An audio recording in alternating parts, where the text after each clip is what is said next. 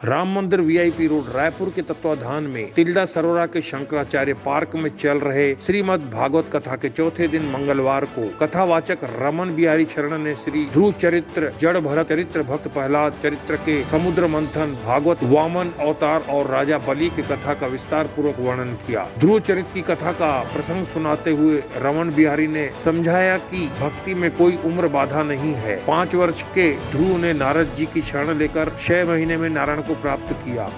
बचपन कच्ची मिट्टी की तरह होता है, जैसा चाहे वैसा पात्र बनाया जा सकता है। कथावाचक बिहारी शरण ने कहा कि ध्रुव की साधना, उनके सत्कर्म तथा ईश्वर के प्रति अटूट श्रद्धा के परिणाम स्वरूप ही उनके वैकुंठ लोक प्राप्त हुआ। कथा के दौरान महाराज ने बताया कि संसार में जब पाप बढ़ता है, भगवान धरती पर किसी न किसी रूप में अवतरित होते हैं। उन्होंने कहा कि कलयुग में मनुष्य सतयुग की तरह भगवान कृष्ण के सिखाए मार्ग का अनुकरण करे तो मनुष्य का जीवन सफल हो सकता है।